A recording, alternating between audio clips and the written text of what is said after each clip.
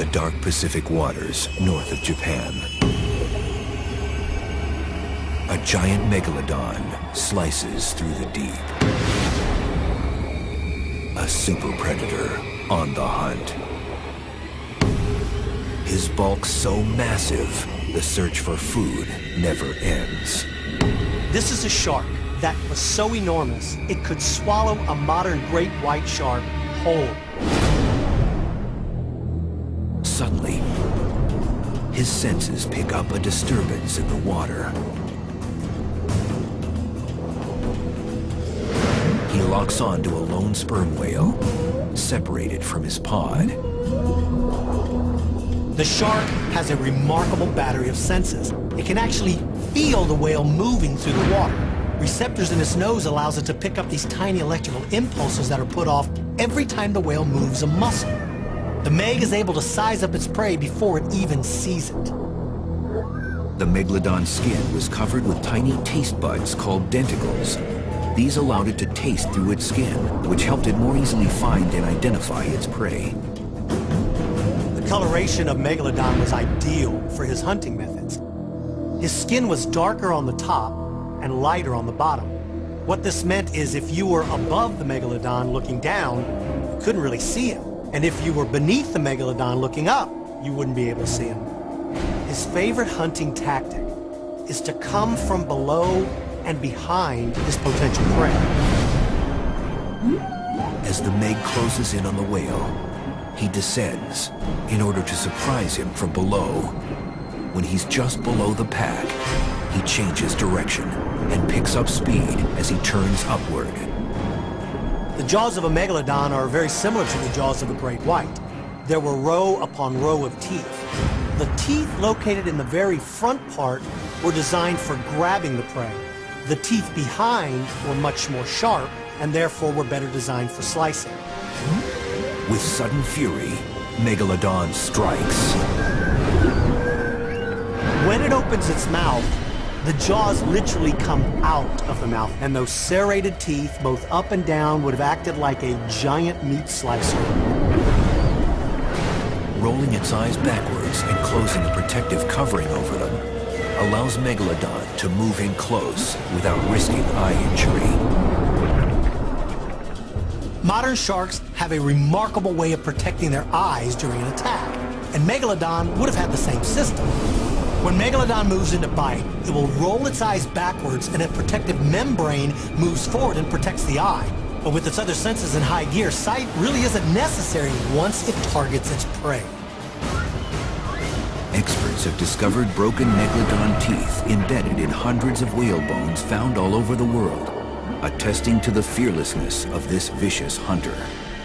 He targets the tail because that's the whale's only means of locomotion. That part of the body is very thin, and he bites deep into the vertebrae.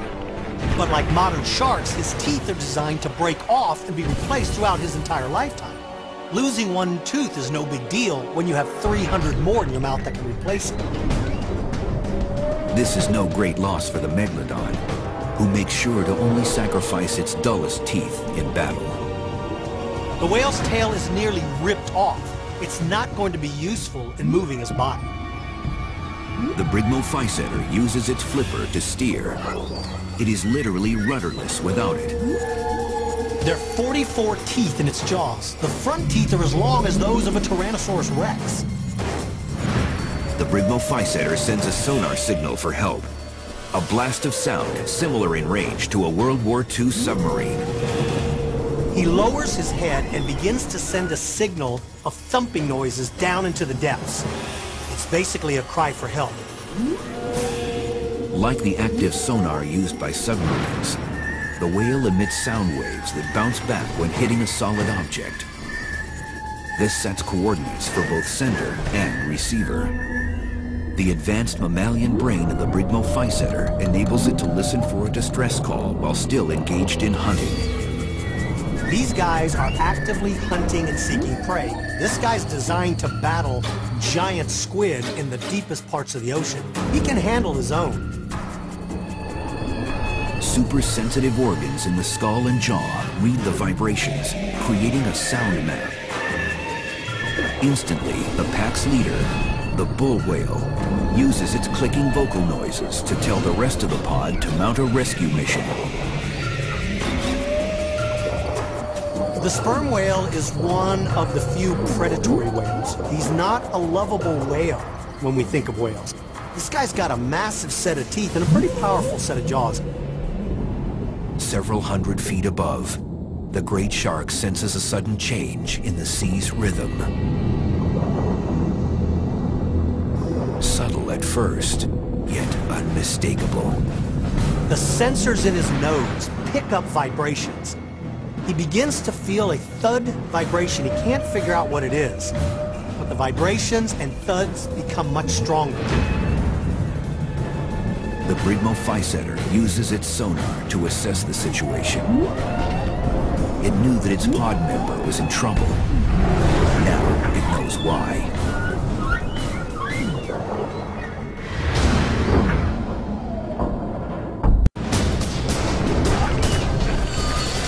Like the great whites of today, the Megalodon charges to inflict fatal harm all at once, minimizing the chances of being injured in a long struggle. Lurking in the shadows, Meg now waits for his prey to slowly bleed to death. But his keen senses begin to pick up trouble. He's suddenly hit with an enormous battering ram.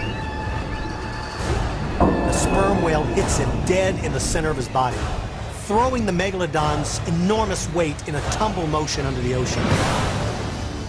The Megalodon's relatively primitive brain is too slow to react to the new threat.